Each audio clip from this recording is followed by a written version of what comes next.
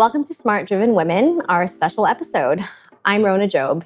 Here, impactful leaders and entrepreneurs come to share how they navigate their complex careers and personal lives. Our guest today is Sheila Jambekar, Chief Privacy Officer at DayForce, a cloud-based human capital management software platform that integrates payroll, HR benefits, talent, and workforce management.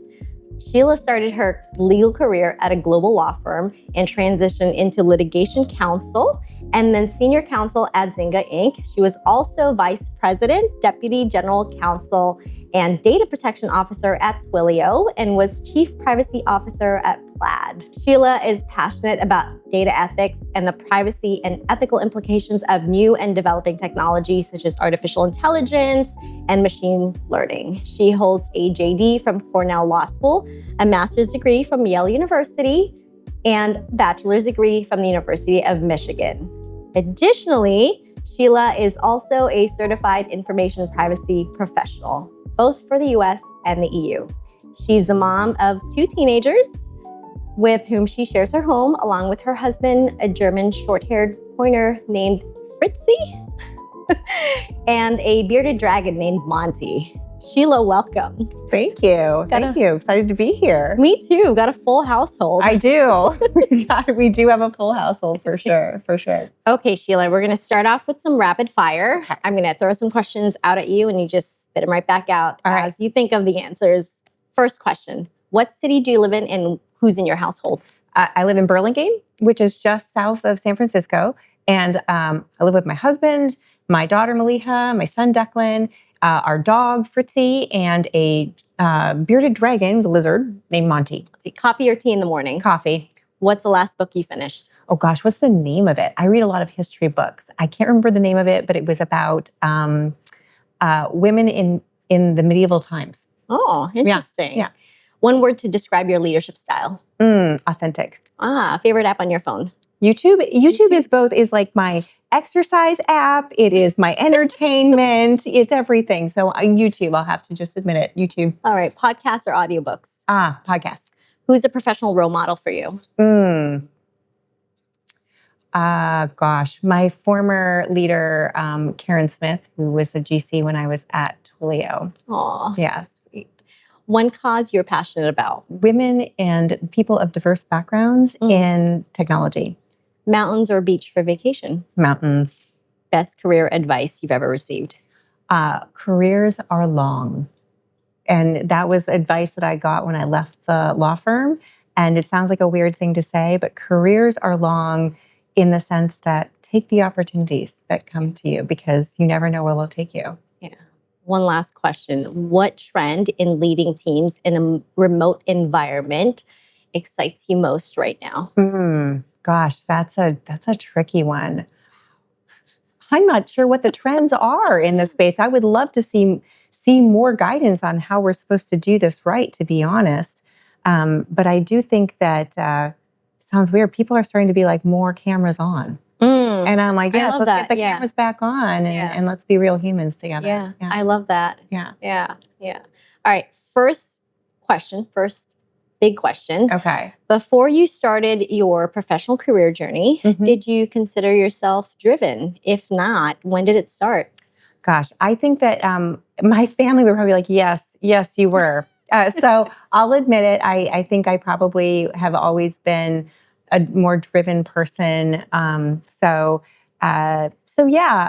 think that it's always been kind of part of my personality to be what's next? What are we doing? And let's move the ball forward. Yeah. Do you think you define that differently from how your family, your friends defined it? Because it seemed like they were like, oh yeah, for sure, Sheila. And you're like, I don't know. Probably. I mean, I think they probably would define it as like, oh, she's driven and roll their eyes at me because it probably was annoying at times that they would say, I wouldn't give up the cause if there was an issue. And now, I think that I've figured out that balance on how to be driven, finding which battles to pick and how to navigate that better, I hope. But I think that being driven is not what I would have thought when I was a younger woman.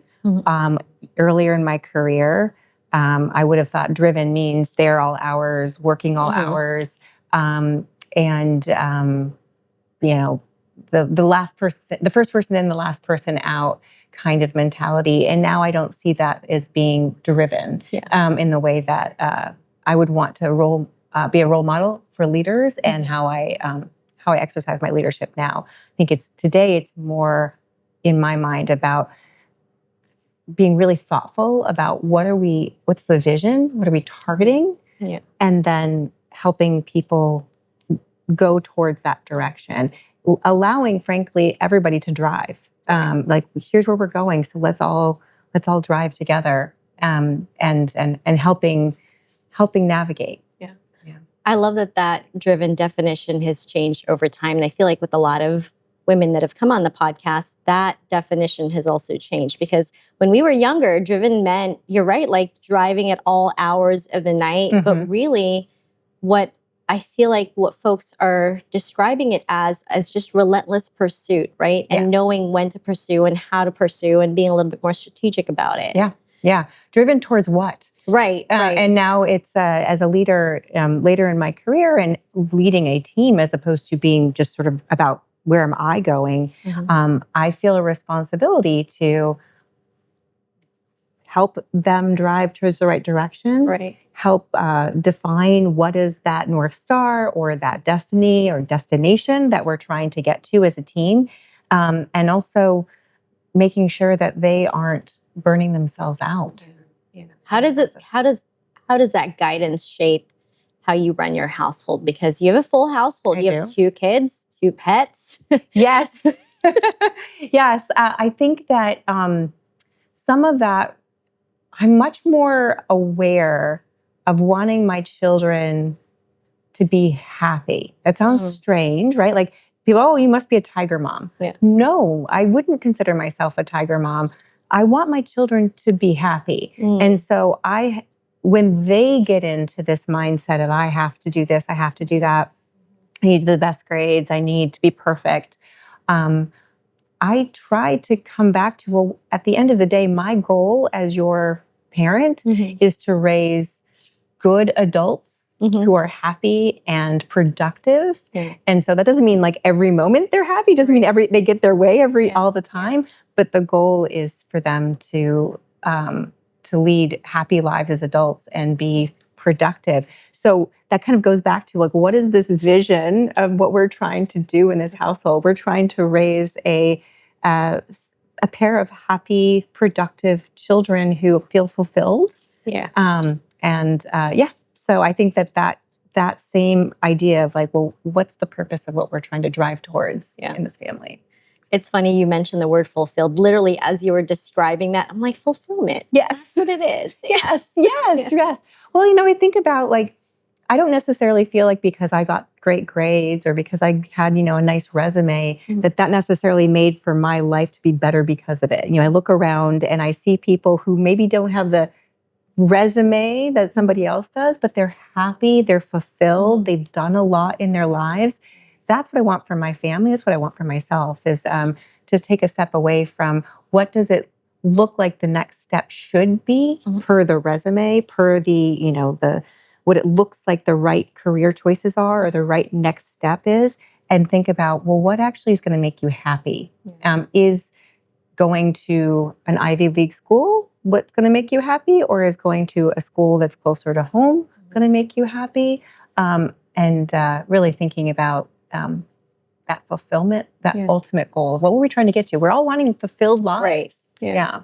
Is that something that has evolved or shifted as you were coming up in your career, or has that always been sort of the vision for you? Like, when I start a family, when I make my career decisions, this is it? Or did it change over time? Absolutely changed over time. Yeah, I was definitely that kind of classic, like, well, I have to get all the good grades and I have to go to the best school, and I have to get the awards, and I got to get the degrees. And then I had actually a moment when I was in graduate school where I pivoted and I decided to go from a career in psychology and decide to switch over to law, which sounds like, oh, it's So how is that like a life change off the path? But my path was I was going to become a PhD and an academic and work at a university. And I decided to go and often pursue the law instead. And that really was a moment when I realized I need to start making choices about not what the world thinks I should do next, not what, according to my resume, is the right next step, but start making choices about what's going to make me happy in the long run. And so that was kind of my first leap of faith towards switching a career and kind of going off the path and doing something different. And then I've remembered that ever since to say, hey, should I be a law clerk after law school, or should I go into a law firm? I should go into a law firm because that's what I wanted to do. I wanted to practice law. Should I go in-house? Should I stay on partner track? Oh, I decided to go in-house and really taking a moment to step back and go, well, where am I going to in the long run? And not worry so much about what the world was telling me I should do. Yeah. We think we get a lot as people in general, women in particular, and career women, what should you be doing? You're now supposed the should. And everybody's telling you, and no matter what, you feel like you're doing something you're not supposed to. You're not fulfilling some sort of should that's out there. And so it had to be very intentional in my life about trying to turn off the shoulds and thinking about what's going to be best for me and my family. I still have to tell myself sometimes when I look around, I see amazing women or amazing people and go, gosh, how come I didn't manage to do that with my career? And think, well, but I made choices that made sense for me. And that are making me and my family happy. The comparisons are hard sometimes, especially, I mean, I've certainly gone through it where, you see a colleague or maybe someone from college or someone from high school and you look at them and you're like, gosh, why didn't I do that? Right. Gosh, why they're doing all these great things. And then you start to sort of walk through the decisions that you made as you were coming up and you're like, were they the right decision? Were they the wrong decision? Should I have done something else? Yes, so true. And you're simultaneously super excited for your friend, but at the same time, a little bit of that how come that's not me? I got better grades than them, or how come I'm not as successful as they are? And I always remind myself that we all probably look better on paper. Yep. than it feels like on the inside. But also having to remind myself that's okay. I didn't necessarily want to make the choices or the sacrifices that they may have had to make to do what they're doing. And I think there's a lot to be said for, luck. Yes. That can happen. When opportunities come, some come to certain people and not others. And you can't ding them from taking those good opportunities. Right. You would have done the same thing. You would have done the same thing. Exactly. I don't know if you do this, but I've found myself doing this more and more when I kind of get down on myself like that. I'm like, what would I say to my own child if they said this? Yes. And if they came to me and just started saying these things? Because your children do say those things. Yes. Oh, this so-and-so is getting these grades or so-and-so is, and I'm not so great. Why am I not doing that? I try to keep that in mind when I'm during that self-talk that you have with yourself. I don't know if you experience it. That is actually I think that's a great bit of advice for all of us to think about. What would we say to our best friend or our child or whomever it would be if they were saying those same things, if they came to you and said that, the self-talk that we have. So I try to do that. And I actually have said it to my kids too, where then they're down on each other. I'm like, if your friend said that to you, was talking about that about themselves, what would you say? Yeah. And help them model that as well. And I think we are often kinder to our friends than we are to ourselves. And we need to start remembering to treat ourselves like we are our friends. Yeah. So I think that's a great bit of advice, and I should do it more. And so I'm going to remember to put that one in my pocket and be like, remember, what would you say to yourself if you heard that self-talk? So that's good. It's a good bit. Was there a specific trigger for you, or maybe a very specific point in time where you were like, you know what, I'm going to drop the should and I'm going to start thinking of my career path, my next steps, my vision in this way with a little bit more intentionality, it sounds like, especially a focus on fulfillment, or did that just sort of come organically? Like there's no specific moment where you're like, I'm going to talk to myself like this. It's Not so like funny. this. I know exactly the moment. Yeah. I do. Okay. I was crossing the bridge going from one part of campus to another. And I was riding my bike. And I just had this moment where I was thinking, what am I doing? I'm doing the right things. I'm doing the shoulds, Mm-hmm. but I'm miserable. I'm not looking forward to what comes at the end of this career, or this career path I'm on. And when you're in a graduate school program, it's a lot of intensity. Right. You're putting a lot of investment into what comes next. And when you have that, I had that moment where I was like, what am I investing in here? I'm not excited about the outcome. Yeah. And so that really was a sort of in the face moment where I thought, I really have to take some time and think hard. And that was the beginning of me starting to shift and think, what do I want to do? What do I like doing? What gets me excited in the morning? That's what, it was a leap of faith at the time. I don't have lawyers in my family. I don't know lawyers. And so it was a leap of faith to say, well, let's go into the law. And it turned out, I'm very lucky, and it turned out to be spot on.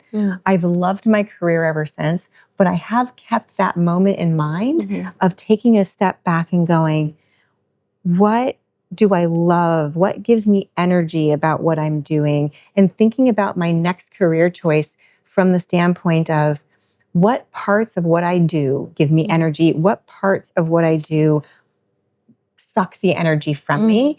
And then trying to figure out how to get a job that does more of the stuff that gives me energy. It's actually how I now think about building teams. There's always going to be parts of your job that you don't love. Yeah.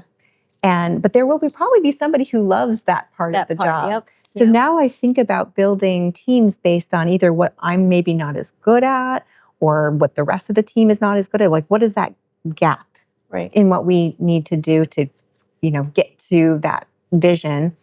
But also, looking for people like, I hate this part of my job. Let me go find somebody who loves that part of it. And like, great, you're going to be good at it. It's going to fulfill you, and you'll do that while I get to kind of focus on the parts of my job that I like more. It's never perfect, but it has been something that, because of that moment of really stepping away from the should and thinking about, what do I like doing? What gives me energy? What gets me up in the morning? And how can I focus and find a career that allows me to do more of that? That was a big moment. And I think it's really led me to being very lucky in my career that I've been able to find things to do that give me energy. And I like doing it still. All while riding a bike. Oh, well, over a bridge. While riding a bike over a bridge. And the funny thing at the time is I was riding a bike in high heels and a dress. I had figured out how to ride a bike with high heels and a dress while drinking a coffee. And that was like the literal image right there. I feel like that's a meme or something. Totally. That is called commuting on a bike. That is true bike commuting there for you. When you had this realization, and I'm so interested because you mentioned you didn't have any lawyers in your family. How did you know to how did you know to say to yourself, actually, I've looked at the data, I've looked at everything that I enjoy and don't enjoy, and boom, law. Nobody in your family is a lawyer. Did you work with somebody? Nowadays, I feel like we have executive coaches, we have career coaches that, kind of walk us through those thinking patterns and like, where should we end up and should we do based on what we like. As a grad student, how did you come to that conclusion, especially not being fully immersed in that type of environment or work environment? It was somewhat of a leap of faith. I feel like I got kind of lucky.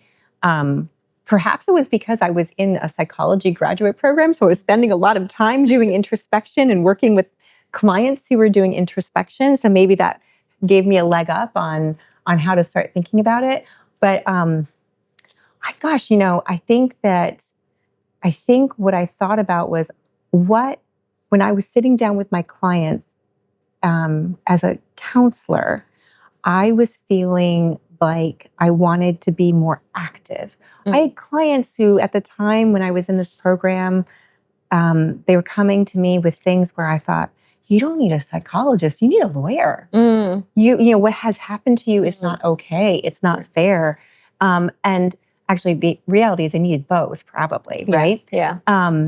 But I realized that I thought that I felt this sort of pull to wanting to get justice for them, and thinking about things in that mindset of how can I be more active in making things better for people. That drive. Exactly. That drive. Exactly. I guess that drive came out. And not to say that being a therapist is passive or easy, but the position I felt like I was in as being a therapist wasn't as active and proactive as I wanted to be in terms of helping more people than just the person who was in front of me. And so I think it was honestly a bit of a leap of faith where I was like, well, let's try law. And my now husband, then at the time boyfriend, was like, oh goodness, here we go. Like, is she ever going to settle on something? So a little bit of luck, like I mentioned, luck is in there. A little bit of luck that I nailed it on that one. And it turned out to be a really good fit for my drive, my personality, for giving me opportunities in my career to do the things that give me energy. I imagine you like having those client meetings or those therapist, what are they called? Sessions. Yes. Those sessions. And immediately afterwards, you're like Googling, like researching, like what needs to what legal standing this client have on. It definitely felt like, what they really should do. I had to be sitting there like, well, what do you think you should do? I'm thinking in my head going, you should go talk to the police, or you should get a lawyer. But I had to, approach it differently as a therapist in that role. So that's about right. Where my head was going was, how do we help this person beyond just sort of, continuing to provide the therapy? So anyways, I think it was a bit luck, a little introspection, a little bit of luck that I chose the law, and turned out to be the best choice. Do you think your kids will follow in your footsteps, or maybe your husband's footsteps? Honestly, I don't think either of my children want to be a lawyer. So I tried. They did. They're not interested. I think my daughter, she loves. She's looking to do engineering. So that's where my husband originally started his career. So I think she's going to follow in his footsteps. Yeah. She's very artistic, so she's interested in architecture and engineering. That's much more my husband. Yeah. Not sure on my son. He's very creative as well, but he wants to be a writer. So.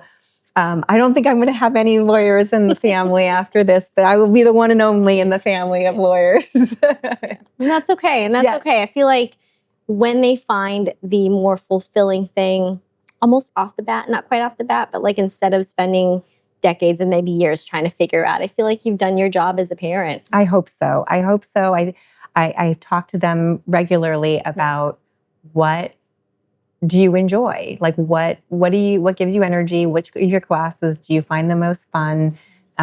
Which ones get you excited?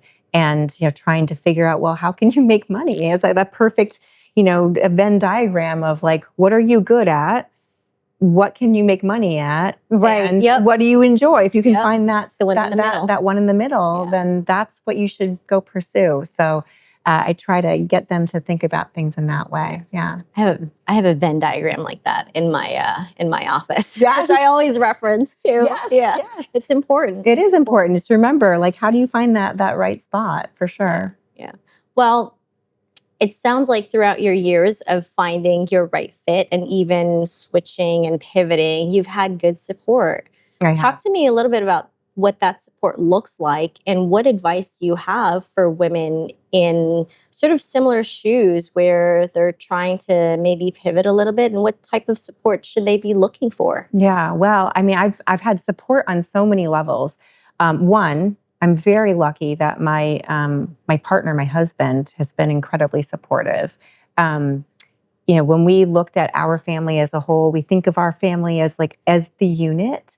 Almost, we joke that It's almost like a little organization, a little corporation. Yeah. What are we trying to do? We joke our kids are moonshot.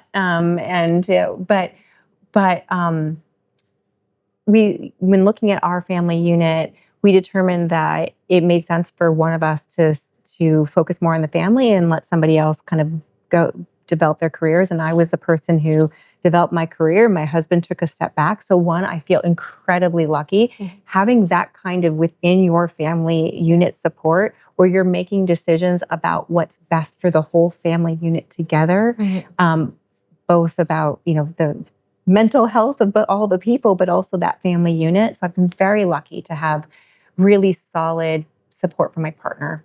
The other places where I've gotten amazing support has been from mentors. I've been so lucky to have really strong female mentors in my legal career, starting from when I was at the law firm and all throughout my career. At one point, when I got the job at Twilio, the joke what my husband made was, well, that was the old girls network that got you the job. And I was like, it's about time we had ourselves. That's right. Yeah. But it was a series of, it happened to be women that I'd worked with that knew each other. And they're like, oh, Sheila would be great for that job. And so I think that kind of support has also been tremendous in my career. But it's been men and women. Throughout my career to have mentors who believed in me, given me opportunities. Obviously it's my job to step into those roles as well. So I am very lucky that I have a great family. My parents are supportive. My husband's parents are supportive. My husband's amazingly supportive. And then I've had just tremendously amazing, powerful, strong, smart, driven women in my career that have helped pave the way and teach me how to do that. Yeah. And really, I think what you're saying is men or women, you really need that support for you to just step into your role and drive and grow. Absolutely. I mean, men have had that support for many, many years, for decades. I mean, they have, spouses that are highly supportive. And now I love that I'm seeing more women have that type of support system as well as they're stepping into, larger roles. I feel incredibly lucky, and it is quite amazing. If everybody could have a stay-at-home spouse, what we could all do and what we could achieve. And it's been really amazing to have a spouse that has been open and willing and embrace that. And frankly, he does it way better than I could. So I'm really lucky in that regard. I love that. I love that. Thank you for sharing your journey. Thank you for taking this time to kind of walk us through, what you've gone through, advice. I know that you are highly passionate about a nonprofit that you support. Can you tell us a little bit more about that? Yes. I am on the advisory board of a nonprofit called Tectonica. Tectonica, the mission of the organization is to open pathways for people with non-traditional backgrounds, women, non-binary individuals in particular, to technology careers. I would love for people to check it out, donate, support how you can, because it's really important for us to make sure that technology continues to support humanity. Absolutely. And if we want technology to support humanity, then the people who build it need to look like humanity. And so I feel really strongly about making sure that given that technology impacts so much of our lives, that those who are developing it and who are making the technology that will impact our lives look like us, look like all of us, and represent all of us and all the different personalities and diversity of humanity. So the more we get more diverse people into technology, the more that we will have technology that supports all of us. Yeah, absolutely. Yeah. 100%. Well, thank you, Sheila. Thank you. This has been lovely.